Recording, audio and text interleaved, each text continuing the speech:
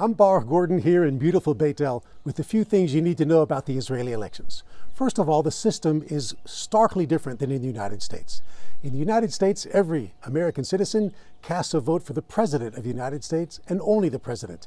He votes either Trump or Hillary or one of the other candidates. And then he has a second opportunity to vote for a parliamentarian, for a member of Congress, a senator, and he casts that vote separately.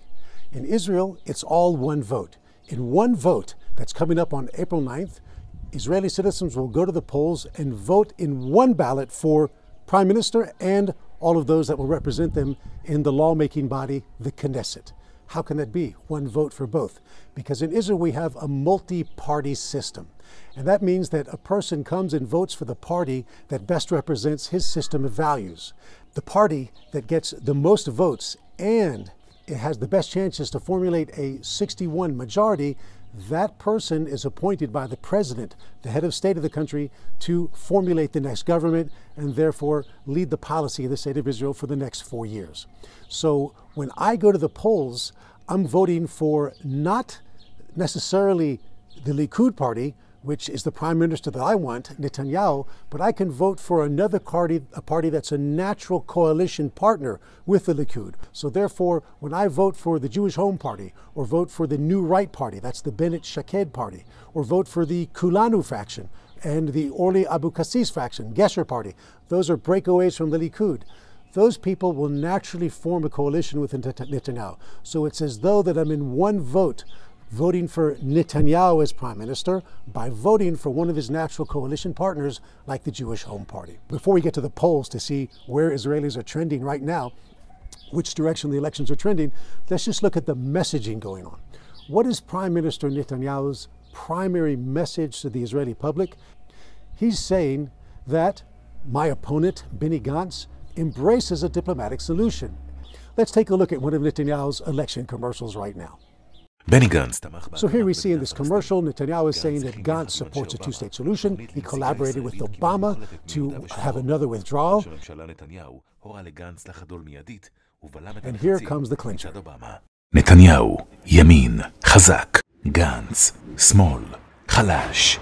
Netanyahu, Yamin, Chazak. That means Netanyahu is the right wing, strong. Gantz, small, Chalash. Gantz is the left wing, weak. That's his main message. He's saying it approximately 5,000 times in different commercials in different ways. What is Gantz's main message? So it's been interesting because in the first weeks or even months of the election, Gantz wasn't speaking. He wasn't giving press conferences. He wasn't standing before the press and answering questions. He felt, and I think correctly so, he has 4 former chiefs of staff in his party. And you see their signs, these 4 men standing boldly, strongly with their chests out, serious looks on their faces. That broadcasts security. Let's look at one of his election commercials. Netanyahu Here is depicting some of the far right figures that will be included in the Netanyahu government, saying that they're going to receive key positions. He's warning the public against that. זה או כהנא חי או עם ישראל חי.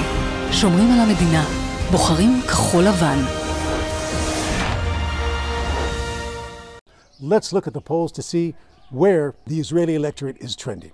This first poll is HaChadashot, that's a company, their poll 2 days ago on March 24th.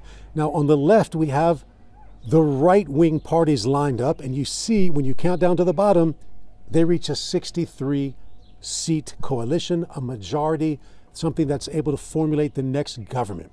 On the right, you see the left-wing Gantz and his parties. Now, it's interesting. Gantz is leading. He has 32 seats, more than the Likud.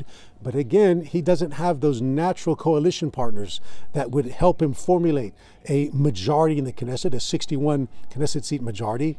And not only that, but he has 2 Arab parties, which traditionally Israeli governments have veered away from actually including them in the coalition. That's one issue. Now, Shas is a wild card. Shas on the left, the third down, has 6 seats. That's the Haredi Sephardi party. Even though their voters very much trend to the right, the head of the party, Aryeh Deri, in the 1992 elections, he promised his electorate, because that's the only way he knew he would get more seats. I will never sit with those people on the left who eat non-kosher food, who violate the Sabbath. When the election results came in, and it looked, and Yitzhak Rabin was ahead, Shas Aryeh Deri ran to Yitzhak Rabin and joined the coalition, throwing his weight to the left, thus formulating the government that brought on the whole Oslo process and the catastrophe and the many murdered Jews in its wake. So Aryeh Deri again in this election is promising in the papers, I will never sit with the left, only with Netanyahu. But he's a 6th member. In the next poll, we'll see he's 5, somewhere between 5 and 6, who could sway to the right, who could sway to the left and join a Gantz coalition, bringing them up to, including the Arabs, to a majority. There's some wild cards here. We'll see in a second. Let's just run down the left side of the page, the right-wing parties. So Yahadut HaTorah is the Haredi, ultra-Orthodox they call them. Shas we spoke about. The New Right, that's the Bennett Shaked party. They're 5. In the next poll, we'll see also 5, but some say that in the last week before the elections, Netanyahu has a tendency to broadcast alarm and say to the electorate, if you don't vote for me, my party, the Likud, then I will not be appointed by the head of state, the president, to formulate the next coalition. Therefore, abandon those other smaller right-wing parties, vote for the ruling party, and he will, as they say in Hebrew, drink up, or he will bring in a lot of votes, making those smaller right-wing parties lose a seat or 2. Now, if that happens, Bennett and Shaked could be wiped out below the 3.25% minimum threshold of the voting electorate that you need in order to get into the Knesset. That's about 4 election seats. Also, next you have the United Right. That is the National Religious Party. They're polling here at 5. We'll see in the next poll they're up to 8. So they seem to be doing okay. It looks like they'll definitely get in. Below that is the Gesher Party. Now that's a development because the Gesher Party is a breakaway from the Likud. She's the daughter of the former minister in the Israeli government, David Levy. Her name is Orly Levy Abu-Kassis. She's popular, especially amongst Sfardim. She's from Beit Shan, of Moroccan descent, and she's polling here with 4. The first poll she's appeared in passing the minimum threshold in weeks. She hasn't been in the polls. This is the first poll from 2 days ago that she's in. The next poll too. Also, she has those, I believe it's 4.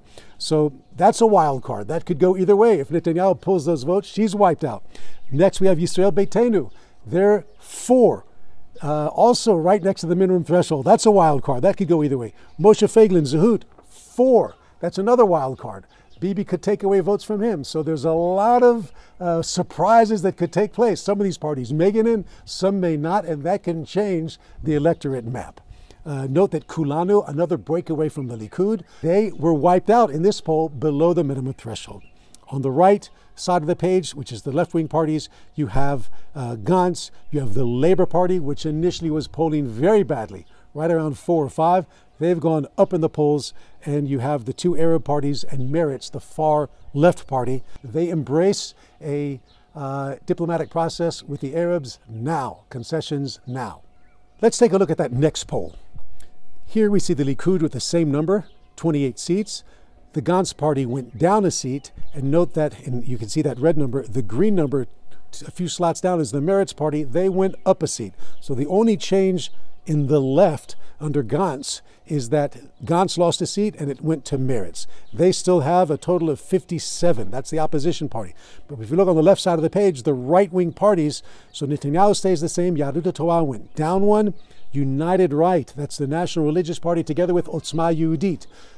That's Itamar Ben-Gvir. So they went up in this poll. Previously, in the previous poll, they had 5, up 3 seats. That's a huge jump for 2 polls on the same day. The New Right, Bennett and Shaked, staying at 5, and Shas down 1 seat. Yahadut HaTorah, the Haredi parties, down 1 seat.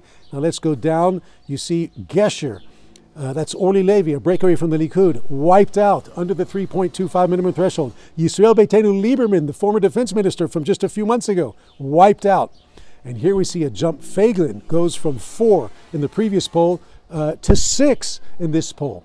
Feiglin is a very interesting phenomenon in the Israeli electorate. He's actually taking some seats from the Meretz party. How could that be? Feiglin is known as a right-wing guy, and he is portraying a policy of reduce the government.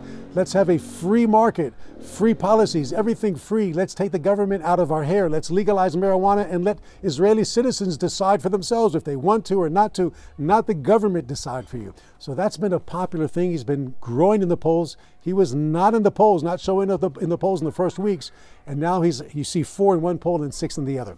But my boss and colleague and mentor Ketzela, Yaakov Katz, a former member of Knesset, he's convinced that Feiglin will not cross the minimum threshold because in that last week when Bibi pulls votes back from the smaller parties, he thinks that Feiglin will be wiped out. But here we see Feiglin jumping up to 6. We'll see how that plays out. Kulanu, which was wiped out in the previous poll, here is up to 5, not 4, but 5. So in sum, we're seeing a very interesting span of votes in the parties, yet the general right and left coalitions stay the same. Within them, a lot could happen with these small parties right along the minimum threshold. So it's an exciting time. Those of you who have the ability to vote, the right to vote, get on that airplane. There's a lot of charter planes at very cheap prices.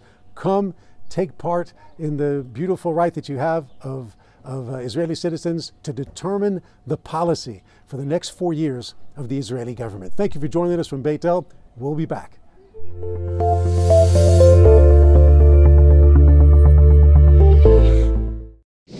We want to invite you to sign up to our fantastic newsletters at beitelinstitutions.com with thanks to Sharona Eshet Cohen, our online media director for all of our online content.